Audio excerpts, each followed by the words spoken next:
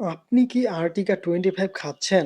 অনেকেই না জেনে চুলকানি কমাতে বা ঘুমের জন্য এই ট্যাবলেটটা খাচ্ছেন।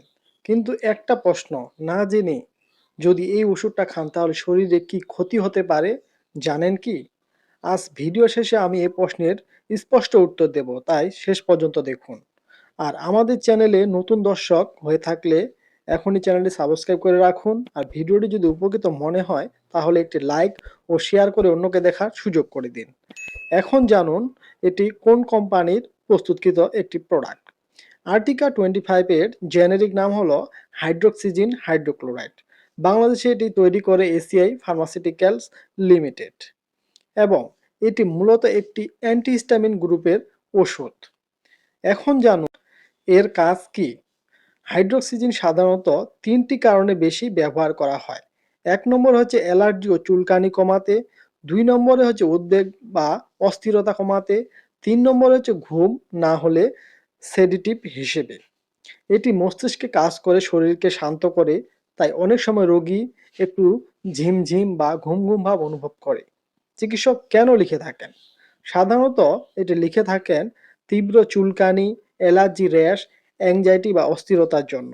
অপারেশনের আগে রোগীকে শান্ত রাখতে এবং ঘুমের সমস্যাও এটি দেওয়া হয়, কারণ এটি শরীর এবং মস্তিষ্ক দুই জায়গাতেই কাজ করে। আপনারা কি আর্টিকা 25 মূলত ঘুমের জন্য খাচ্ছেন নাকি অ্যালার্জির জন্য? কমেন্টে লিখে জানান। কাদের জন্য উপযোগী এবং কাদের জন্য উপযোগী নয়, এখন এটি জেনে নিন। যাদের জন্য উপযোগী: প্রাপ্তবয়স্ক রোগী যাদের তীব্র অ্যালার্জি, ডাক্তারি পরামর্শে স্বল্পমেয়াদী ব্যবহারে এটি দেওয়া হয়। কাদের জন্য নয়: গর্ভবতী নারী এবং হার্টের রিদম সমস্যা আছে তাদের জন্য নয়। লিভারে গুরুতর সমস্যা আছে তাদের জন্য নয়।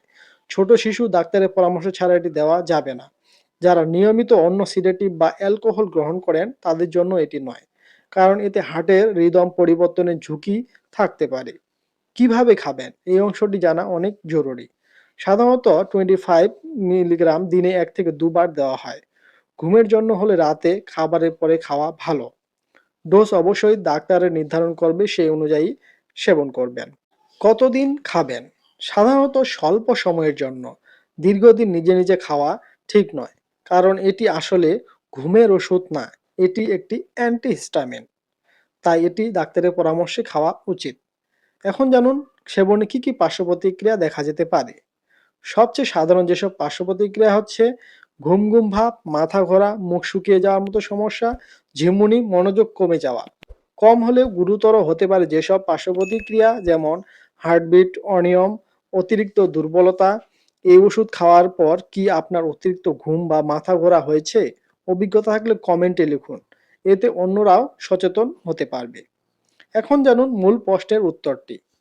এখন শুরুতে যে প্রশ্নটি বলেছিলাম সেই প্রশ্নটি নিয়ে আলোচনা করা হবে। প্রশ্নটি হচ্ছে, না জেনে আর্টিকা 25 খেলে কি ক্ষতি হতে পারে? তার উত্তর হলো, যদি কেউ নিয়মিত ঘুমের জন্য এটি খেয়ে থাকেন তাহলে অতিরিক্ত সিডেশন, মনোযোগ কমে যাওয়া, গাড়ি চালানোর সময় দুর্ঘটনার ঝুঁকি বাড়তে পারে, হার্টের রিদম বা হার্টবিট পরিবর্তন হয়ে যেতে পারে, ওষুধের ওপর নির্ভরতা তৈরি হতে পারে। সবচেয়ে বড় কথা, আসল সমস্যার চিকিৎসা না করে শুধু উপসর্গ ঢেকে রাখা হয় এই ওষুধটি যদি না জেনে খাওয়া হয়। তাই যে কোনো ওষুধ, বিশেষ করে হাইড্রোক্সিজিন বা আর্টিকা, নিজের সিদ্ধান্তে নয়, ডাক্তারের পরামর্শে সঠিক নিয়মে, সঠিক সময়, সঠিক ডোজে এটি খেতে হবে। আর হ্যাঁ, এই ধরনের উপকারী ভিডিও পেতে চ্যানেলটি সাবস্ক্রাইব করতে ভুলবেন না। ধন্যবাদ।